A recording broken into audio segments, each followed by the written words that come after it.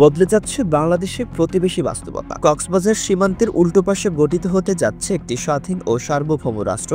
বিষয়টি এখন কেবল সময়ের অপেক্ষা। এই সম্ভাব্য নতুন দেশের নাম আরাকান রাজ্য, যা বর্তমানে মিয়ানমারের রাখাইন অঞ্চলের অন্তর্গত। বর্তমানে রাখাইন কার্যত মিয়ানমার সরকারের নিয়ন্ত্রণের বাইরে চলে গেছে। পুরো অঞ্চলটি দখলে নিয়েছে শক্তিশালী বিদ্রোহী সংগঠন আরাকান আর্মি, যারা এখন বাংলাদেশের সঙ্গে থাকা মিয়ানমারের প্রায় 270 কিলোমিটার সীমান্ত পুরোপুরি নিয়ন্ত্রণ করছে। মিয়ানমারের সেনা শাসনের বিরুদ্ধে আরাকান আর্মির এই উত্থান দক্ষিণ এশিয়ায় একটি নতুন ভূরাজনৈতিক পরিস্থিতির ইঙ্গিত দিচ্ছে। প্রায় 1.5 দশক আগে আত্মনিয়ন্ত্রণের দাবি নিয়ে গঠিত হওয়া এই সংগঠনটি এখন মিয়ানমারের সেনাবাহিনীকে কার্যত হটিয়ে দিচ্ছে। সর্বশেষ মংডু শহর দখলের মধ্য দিয়ে তারা তাদের ক্ষমতার জানান দিয়েছে। বিশ্লেষকদের মতে খুব শীঘ্রই কক্সবাজারের লাগোয়া অঞ্চলে আরাকান রাজ্য নামে একটি নতুন দেশের আত্মপ্রকাশ ঘটতে পারে।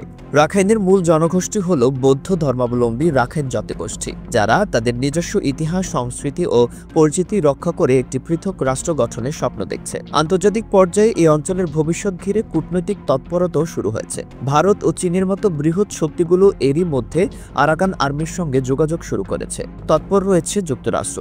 2004 সালে দক্ষিণ কোরিয়ার ডাইইউ কোম্পানি উপকূলবর্তী রাখাইনে প্রায় 4.5 ট্রিলিয়ন ঘনফুট গ্যাসের মজুদ আবিষ্কার করে। এরপর থেকেই এই অঞ্চলে চীনের আগ্রহ দ্রুত বাড়তে থাকে। 2008 সালে মিয়ানমার সরকারের সঙ্গে চুক্তি করে চীনের রাষ্ট্রীয় প্রতিষ্ঠান CNPC, China National Petroleum Corporation, Rakhine থেকে গ্যাস কেনা শুরু করে এবং গ্যাস পরিবহনের জন্য পাইপলাইন নির্মাণ করে।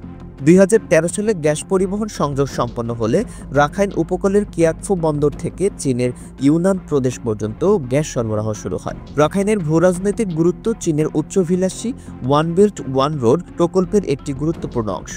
এই প্রকল্পের লক্ষ্য ছিল বেইজিং থেকে ইউরোপ, আফ্রিকা ও এশিয়া জুড়ে বাণিজ্যিক রুট তৈরি করা। এই চীনা প্রভাব রোধে ভারত চালু করে কালাদান মাল্টিমোডাল প্রজেক্ট, যার লক্ষ্য রাখাইনের রাজধানী সিতুয়ে বন্দরকে কলকাতার সঙ্গে সংযুক্ত করা। 2016 সালে ভারত সিতুয়েতে একটি বিশেষ অর্থনৈতিক অঞ্চল গঠনের ঘোষণা দেয়, যা চীনের কিয়াকফু অঞ্চলের প্রতিদ্বন্দ্বী হিসেবে কাজ করবে। বর্তমানে রাখাইনের বেশ কিছু গুরুত্বপূর্ণ অঞ্চল যেমন সিতুয়ে ও পালেতুয়া পুরোপুরি আরাকান আর্মির নিয়ন্ত্রণে চলে গেছে।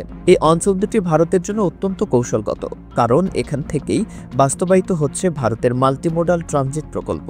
চীনের পাশাপাশি ভারতের উদ্বেগও এখন তুঙ্গে। এই পরিস্থিতিতে রাখাইন রাজ্য রূপ নিচ্ছে দক্ষিণ এশিয়ার ভূ রাজনীতির অন্যতম